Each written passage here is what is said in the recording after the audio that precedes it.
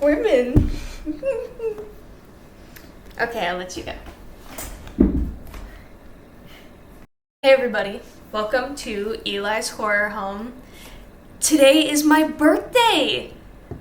I'm talking about another Stephen King book today. This is the last Stephen King short story in our marathon.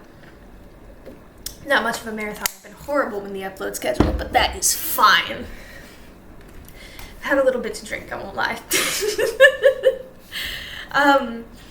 But it's my 21st birthday, and, no better way to celebrate it than reading Stephen King, because I got some really, really good horror stuff for my birthday. Check it out. Clock Tower Rewind. It's the collector's edition as well. So I got all this cool stuff with it, which I can't show you because I've already set it up and everything and put it to the side, but Clock Tower Rewind was one of the first horror games I ever learned about in general. And so that was the catalyst for who I am today. So the fact that I actually get to play it now is, it's incredible. My head hurts so much.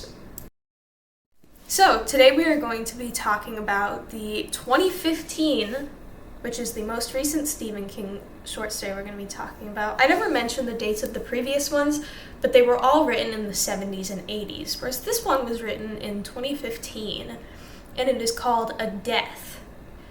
And it's not a horror story.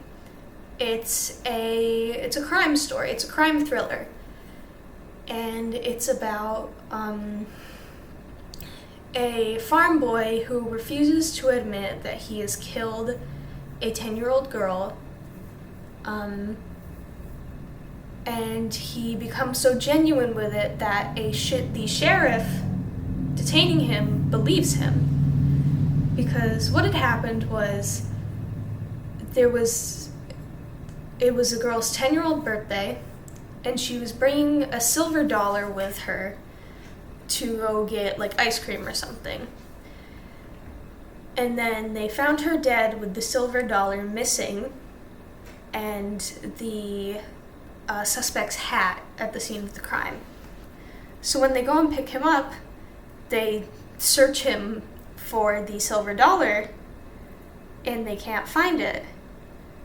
And the way that the suspect is written, you genuinely believe that he didn't do it. You think that he was wrongfully convicted and people just wanted to find somebody to blame.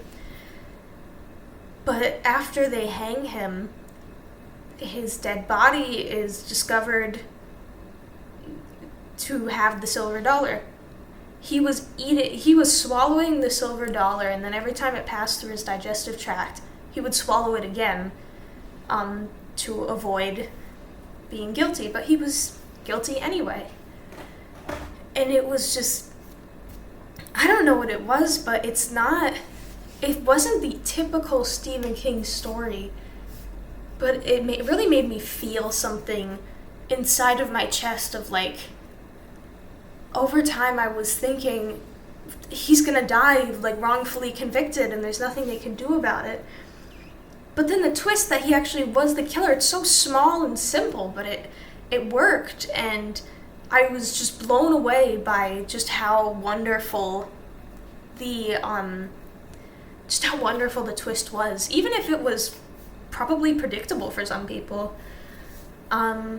It's probably the shortest one I've read so far. I would definitely recommend reading it. I would recommend reading it if you don't like horror stories or you don't like Stephen King, because this is a lot different from his usual stuff.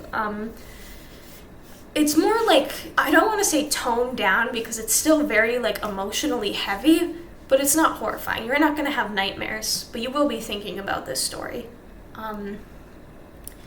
It's an absolutely incredible story, and it's very, very short, like I said, hence why this video is probably going to be a lot shorter. But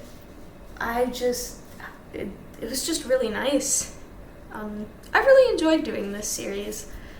I've always wanted to start a YouTube channel, and so I think finding an excuse to do it for one of my classes is definitely fun. I don't know if I'll ever return to my channel after this video because this is the last one that I have to do. But I have things that I can talk about. I'm gonna play Clock Tower. I can talk about Clock Tower. Like, I think that would be great. I don't know. I like this YouTube channel. I like horror. Speaking of horror, you're not gonna believe this. So, as some of you probably remember my first video, I'm a big fan of the VHS series. Hold on.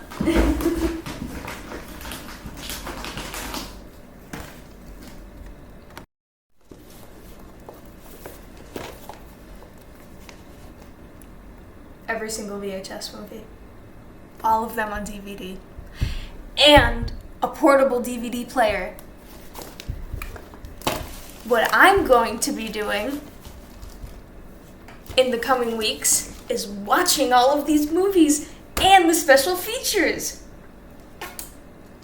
And maybe I'll make a video on them, who knows? But